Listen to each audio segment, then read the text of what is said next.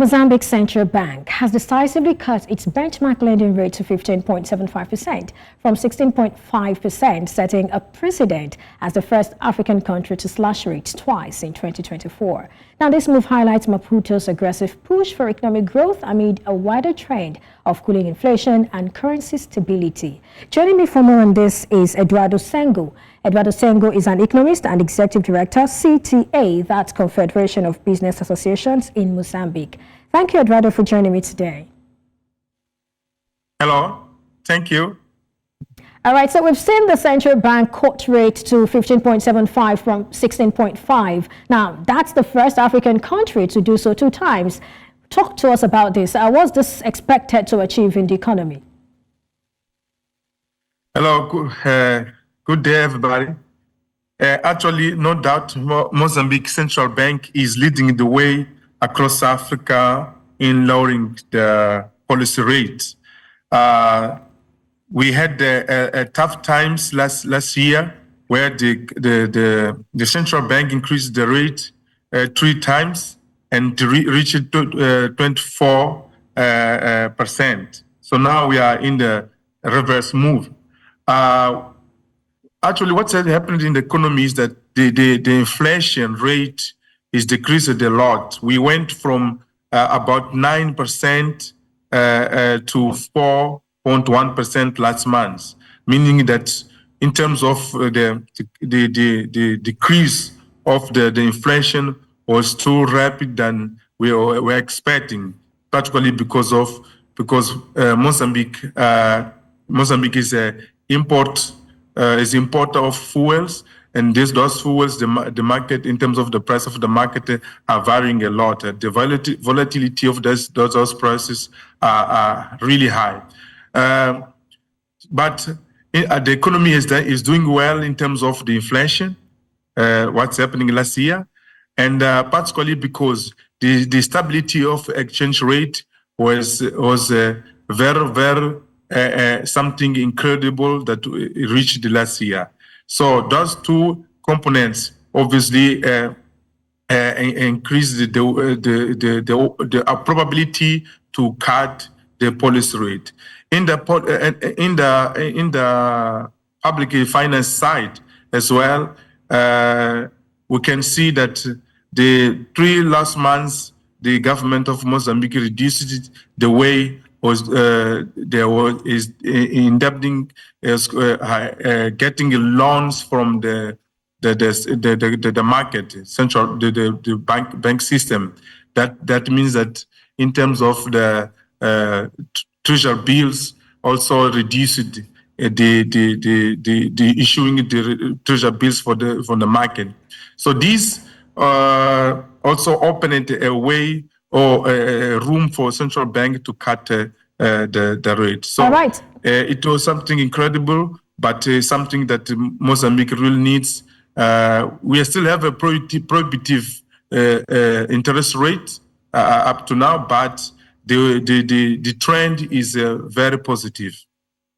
All right, let's talk about this now, talking about the interest rate. You talked about your inflation rate being at a single digit, and then the MPR is at a double digit. That's, when you look at that comparison, we'll get to that. But I'd like you to talk to us about how Mozambique has been able to manage its inflation and foreign exchange, because we see stability in your foreign exchange, and then we're also seeing inflation, deflating and all of that. And I think that's beautiful. How did you achieve that?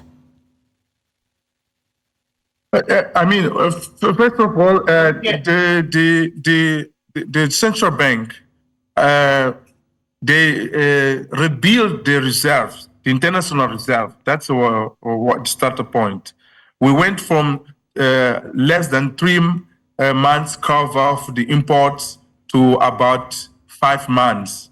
This was the first thing. That this was a message that the country, in terms of the foreign currency, was in the strong position. That is something important.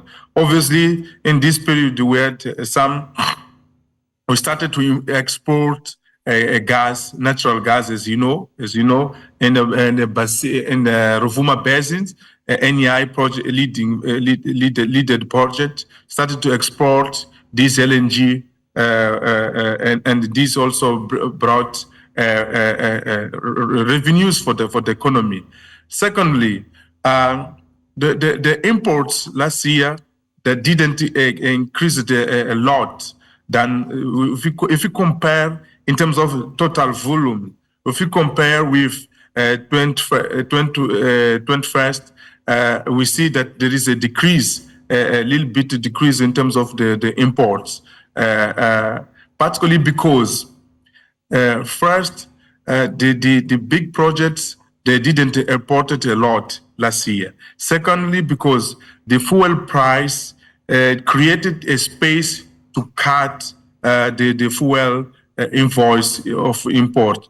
I mean, we went from 1.9 billion US dollar of fuel imports to 1.4 billion US dollar imports. So this also impacted in terms of the demand of the foreign currency to cover the imports. So the pressure for the market was a little bit lower than other years. Obviously, in the same times, we have some regulations from central bank in the forex market, where some certain measures were established in order to, control the way the price is set, and this also affected the stability of exchange rate.